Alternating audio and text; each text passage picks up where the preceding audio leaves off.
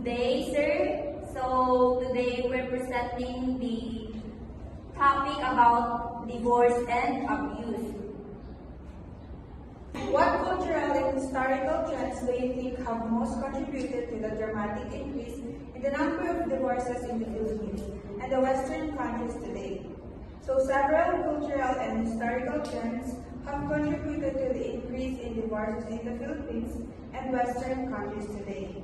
In Western countries, the shift towards individualism and secularization has played a significant role, leading to a greater emphasis on personal happiness and fulfillment rather than traditional societal expectations of marriage. Additionally, the women's rights movement has empowered individuals, particularly women, to seek independence and equality within marriages, including the ability to live unhealthy or unhappy relationships. Economic factors, such as increased financial independence for women and changes in employment patterns, have also impacted marriage dynamics, making divorce more feasible for couples. In the Philippines, while divorce was legalized only in recent years, cultural shifts influenced by globalization, urbanization, and exposure to Western ideals have challenged traditional views on marriage and family, contributing to a growing acceptance of divorce as a viable option for couples facing marital difficulties.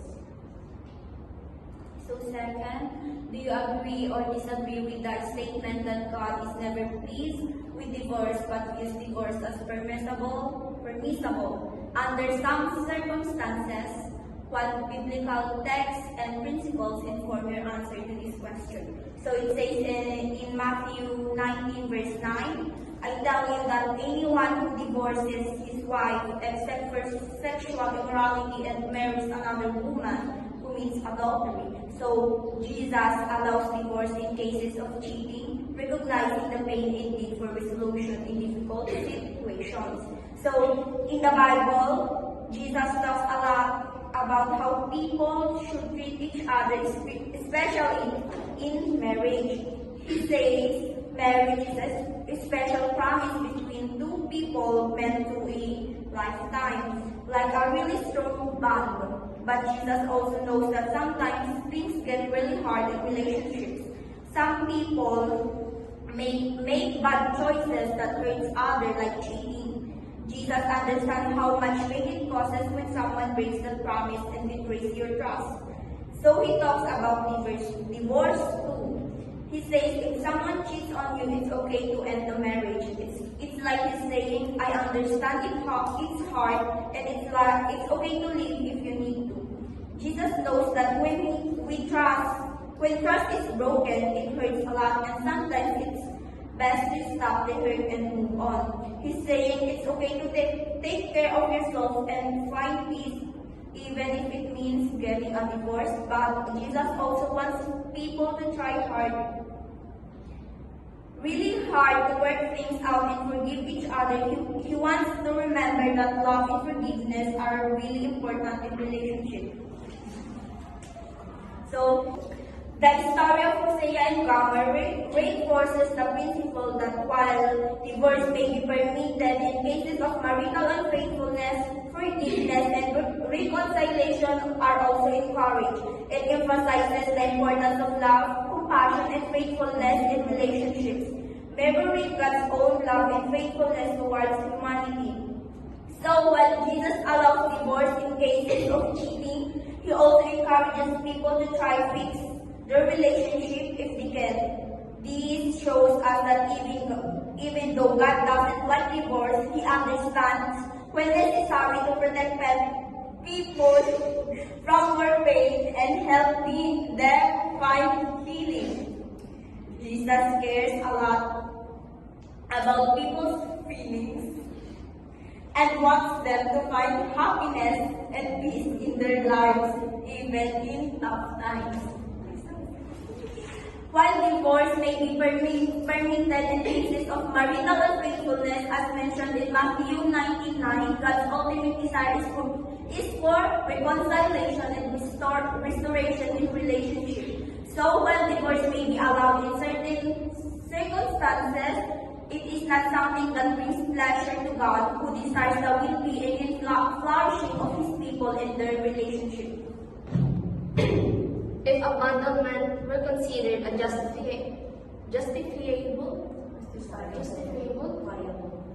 justifiable grounds that would permit the divorce, would you see persistent acts of domestic violence as a form of abandonment? Why or why not? The concept of abandonment as justifiable grounds for divorce typically refers to a situation where one spouse leaves the marriage physically and emotionally without concept of justification. While persistent acts of domestic violence could be seen as a form of emotional abandonment, they are generally viewed and legally recognized as a severe form of abuse rather than abandonment.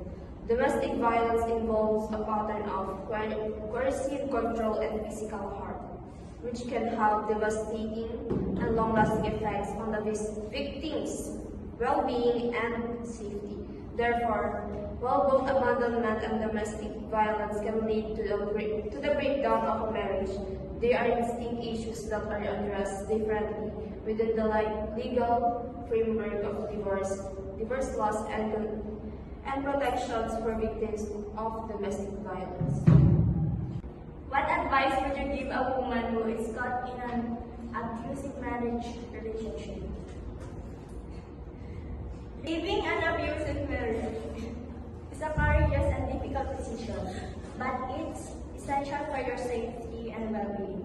By prioritizing your safety, seeking support, knowing your rights, and developing a comprehensive exit plan, you can take steps toward reclaiming your life and building a brighter future free from abuse. Remember, you are not alone, and there are resources available to help you navigate this challenging journey. How do you think you can helpfully help those who have experienced divorces and to the children of divorce? Assisting those who have gone through a divorce and their children requires several valuable aspects. These include offering emotional support, listening without passing judgment, and working to build a supportive community.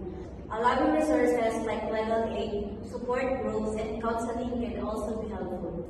Given the complexity and suffering that can follow divorce, it is important to address these situations with respect and compassion.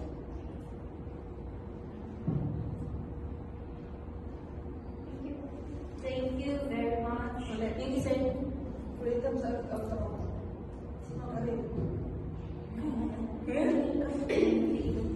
So that's all for today, sir. Thank you very much, and God bless.